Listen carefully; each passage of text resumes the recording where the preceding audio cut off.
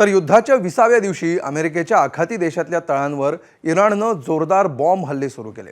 UAE मधल्या अबुधाबीमध्ये अल थापरा एअरबेसवर इराणनं हल्ला केलाय। त्यामध्ये अमेरिकी तळाचं मोठं नुकसान झालंय। या तळावर जवळपास 2000 अमेरिकी सैनिक तैनात आहेत। ड्रोनपासून अत्याधुनिक लढाऊ विमानांच्या संचलनाचं हे एक प्रमुख केंद्र आहे।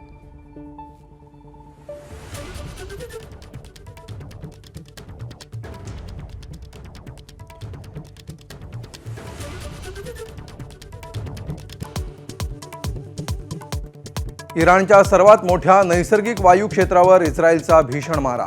इराणच्या पार्स गॅस फील्डवर हल्ला, भीषण अग्नितांडव, जगातला नैसर्गिक वायू पुरवठा खंडित होण्याची भीती।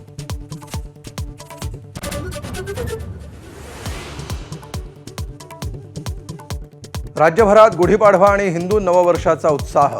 पाडव्यानिमित्त ठिकठिकाणी भव्य शोभायात्रांचं आयोजन, घरांसह मंदिरात गुढी उभारून नववर्षाची सुरुवात।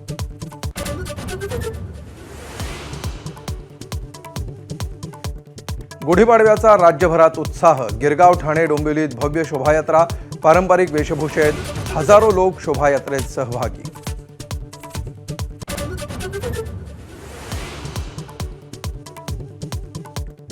गुढीपाडव्यानिमित्त देशभरातील मंदिरं सजली। शिर्डी, पंढरपूर, तुळजापुरात मंदिराला आकर्षक सजावट, भाविकांची नववर्षाची सुरुवात देवदर्शनानं।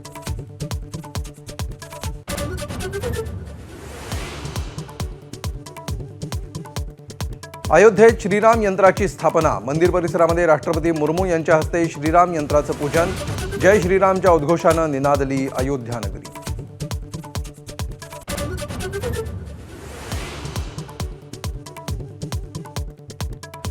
गुढीपाडव्यालाच शेअर बाजारात मोठी पडझड। मार्केट उघडताच सेन्सेक्स 1500 पेक्षा जास्त अंकांनी कोसळला, तर निफ्टीमध्ये 450 पेक्षा जास्त अंकांची घसरण।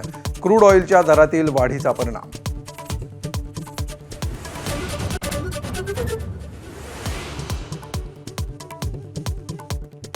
मुंबईतील शिवाजी पार्कावर मनसेचा आज गुढीपाडवा मेळावा। ठाकरे बंधूंच्या युतीनंतरच्या पहिल्याच गुढीपाडवा मेळाव्यात राज ठाकरे काय भाष्य करणार याची उत्सुकता।